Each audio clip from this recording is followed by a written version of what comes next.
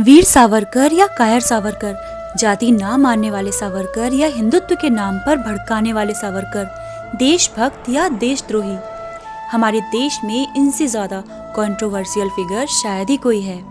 सावरकर कौन थे ये बताने के लायक तो मैं नहीं हूँ, लेकिन आज मैं उनके जीवन की वो अनसुनी बातें बताऊंगी जो इतिहास के पन्नों में कहीं खो सी गई हैं। वीर सावरकर का पूरा नाम विनायक दामोदर सावरकर था। उनका जन्म महाराष्ट्र के एक ब्राह्मण परिवार में हुआ था, लेकिन वो हिंदुत्व को कोई धर्म नहीं मानते थे। अब आप सोच रहे होंगे कि एक हिंदू ये कह रहा है कि हिंदुत्व कोई धर्म नहीं है। दरअसल उनका मानना था कि हिंदुत्व एक जीवन जीने की शैली है। वो एक असाधारण हिंदू विद्वान थे। सावरकर जी हिंदू समाज में प्रचलित जाति भेद एवं छुआछूत के घोर विरोधी थे। मुंबई का पतित पावन मंदिर इसका जीवंत उदाहरण है, जो हिंदू धर्म की प्रत्येक जाति के लिए समान रूप से खुला है। विनायक दामोदर सावरकर भारतीय स्वतंत्रता संग्राम में सबसे महान क्रांतिकारियों में से एक थे। वीर सावरकर पहले ऐसे भारतीय राजनीतिज्ञ थे जिन्होंने सर्वप्रथम विदेशी वस्त्रों की होली जलाई। सावरकर जी ने लंदन के ग्रेज इन लॉ कॉलेज में प्रवेश लेने के बाद इंडिया हाउस में रहना आरंभ कर दिया था। इंडिया हाउस उस समय राजनीतिक गतिविधियों का केंद्र था, जिसे श्याम प्रसाद मुखर्जी चला रहे थे। सावरकर जी ने फ्री इंडिया सोसाइटी का निर्माण किया, जिससे वो अपने साथी भारतीय छात्रों को स्वतंत्रता के लिए लड़ने को प्रेरित करते थे। उन्होंने 1857 की क्रांति के बारे में गहन अध्ययन किया था कि किस तरह अंग्रेजों को जड़ से उखाड़ा जा सकता है। उन्होंने the history of the war of Indian independence 1857 नामक पुस्तक लिखी। इस पुस्तक में सावरकर जी ने 1857 के सिपाही विद्रोह को ब्रिटिश सरकार के खिलाफ स्वतंत्रता की पहली लड़ाई बताया। उनकी इस पुस्तक ने ब्रिटिश शासन को हिला डाला था। उनकी ये किताब आगे जाकर हर क्रांतिकारी की प्रेरणा बनी। 13 मई 1910 को पेरिस से लंदन पहुंचने पर उन्हें गिरफ्तार कर लिया गया, परंतु 8 जुलाई 1910 को MS मौर्या नामक जहाज से भारत ले जाते हुए सीवर होल के रास्ते ये भाग निकले। 24 दिसंबर 1910 को उन्हें आजीवन कारावास की सजा दे दी गई। इसके बाद 31 जनवरी 1911 को इन्हें दोबारा आजीवन कारावास दिया गया।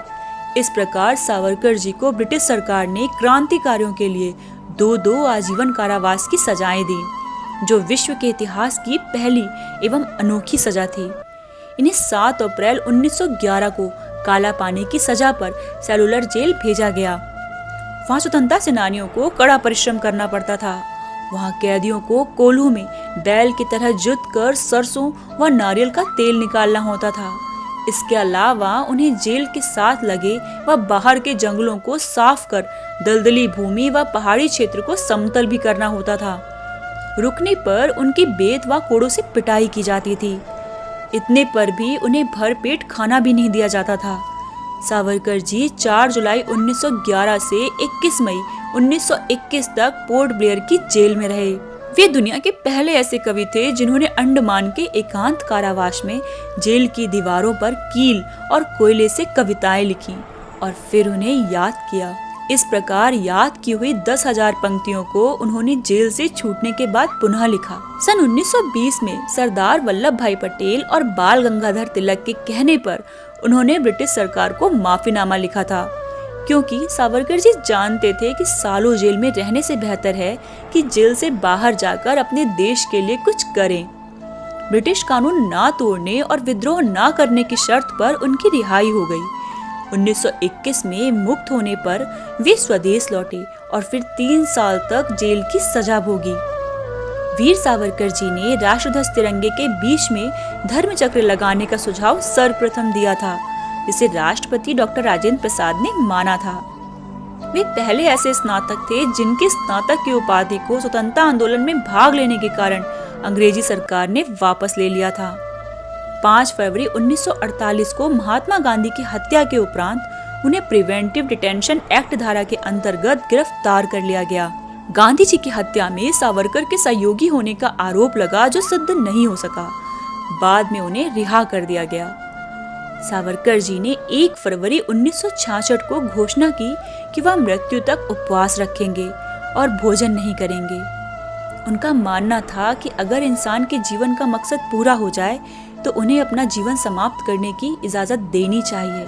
उन्होंने अपने चिकित्सकों को निर्देश दिया कि वे उन्हें कोई दवा ना दें। 24 फरवरी 1966 को सावरकर जी ने हाथ जोड़कर संत तुकाराम के दोहे को उद्धृत करते हुए कमजोर आवाज में कहा, आम ही जातो आमच गावा, आमूचा राम ज्ञाव। अर्थात हम अपने पैतृक शहर जा रहे हैं, कृपया हमारी विदाई स्वीकार करें। ये उनके अंतिम शब्द थे। शनिवार 26 फरवरी 1966 को सुबह करीब 11 बजे महान हिंदू संतों की परंपरा में वीर सावरकर जी ने मुंबई में अंतिम सांस ली। आप वीर सावरकर जी के बारे में क्या सोचते हैं, प्लीज़ कमेंट बॉक्स में ज़रूर बताएं। और अगर आपको मेरा वीडियो अच्छा लगा हो तो प्लीज़ मेरे चैनल को सब्सक्राइब करना ना भूलें। Thank you.